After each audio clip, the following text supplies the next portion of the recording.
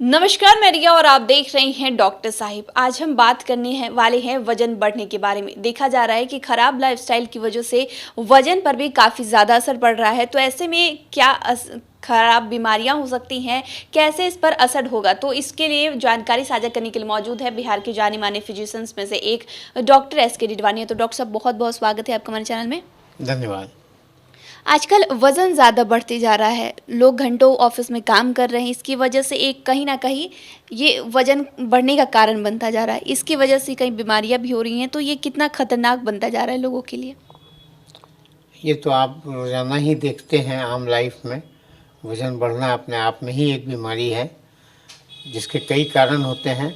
खासकर ये new life style जो हो गई है, जंक फूड, सैनिटरी ये हैबिट्स जो हमारी बैठ के काम करने की, ये सब उसमें एक सहायक होता है वज़न बढ़ने में। हालांकि कॉन्स्टिट्यूशनल भी एक बहुत बड़ा फैक्टर है।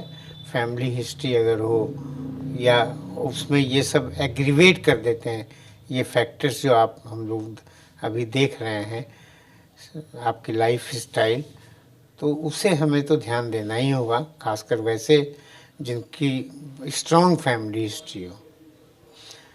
ओबेसिटी के आप जानते ही हैं कि बहुत सारे ड्रॉबैक्स हैं। खासकर अगर हम देखें तो हार्ट्स की जितनी बीमारियां हैं और या हार्ट अटैक जो कि बहुत ज़्यादा कॉमन है, इसमें one of the important factor is obesity.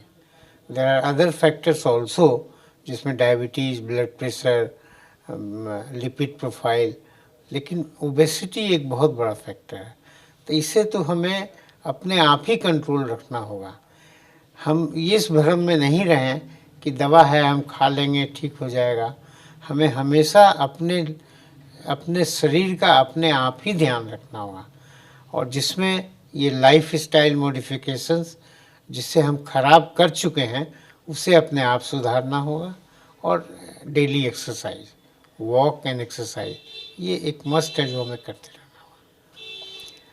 हम कैसे कहेंगे कि ये आदमी ओबीज है कि नहीं है? तो उसका एक इंडेक्स है। Usually for an adult 60 KG normal weight होना चाहिए यूजुअली इन एशियंस। यही अमेरिकन्स या अफ्रीकन्स में रेंज थोड़ा ज़्यादा है नॉर्मल का, दैट इज़ 75 टू 80 केजी, लेकिन मोटा मोटी हम लोग इसी को मान के चलते हैं। लेकिन हर आदमी का एक बॉडी मास इंडेक्स होता है, ये बीएमआई जिसे आप आम भाषा में जानते हैं। ये हम हाइट एंड वेट को लेके एक चार्ट है, उसके थ्रू कैलकुलेट करते हैं। और ऐसा देखा गया है कि अप टू 18.9 अगर बीएमआई आपका है तो वो नॉर्मल है। उसके बहुत नीचे आने से तो लो हो जाता है, लेकिन 18.9 तक आप नॉर्मल मान के चलते हैं। और 18.9 से 25 तक अगर उसे लेते हैं तो वो एक नॉर्मल बीएमआई है जो हर आदमी का होना चाहिए, और हर आदमी का टारगेट रहना चाहिए कि हम उसी के अंदर रखें। और हमें जागरूक रहना चाहिए कि बराबर हम उसको देखते रहें कि हम उसके अंदर हैं या नहीं है। 25 से 30 तक अगर हम हैं तो उसे हम ओवर वेट कहते हैं कि हाँ वेट ज़्यादा है। अब ठीक है, अभी ओबेसिटी नहीं हम उसे लेबल करते हैं, लेकिन वेट ज़्यादा है। और 30 के ऊपर यूजुअली इज़ ओबेसिटी। तो हमें अपना टारगेट 18 से 25 के बीच में ही रखना है। जैसे ही ओवरवेट हो, हमें अपने को लाइफ स्टाइल मॉडिफिकेशन, कोई दवा का सहारा मत लें, न ले सकते हैं आप। लाइफ स्टाइल मॉडिफिकेशन से ही उसको आप नीचे ला सकते हैं। Diet, exercise, walking.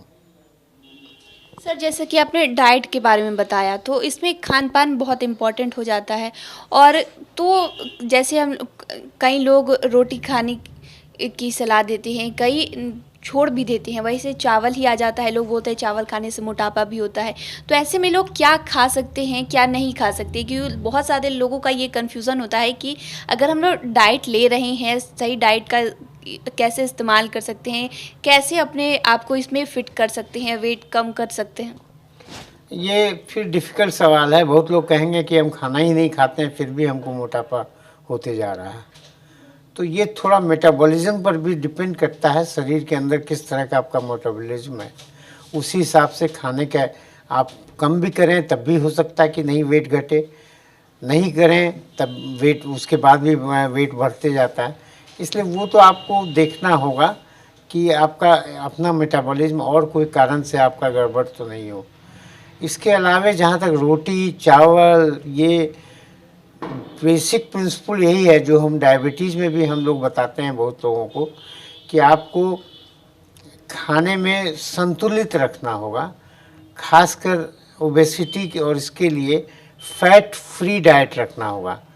कारण ये है कि आप थोड़ा सा ही फैट लेते हैं, कैलोरी ज़्यादा होती है। जैसे 1 ग्राम कार्बोहाइड्रेट अगर आप लेते हैं तो 4 कैलोरी आपको मिलती है किलो। उसी तरह फैट 1 ग्राम लेते हैं तो उसका सीधे 10 किलो कैलोरी होता है।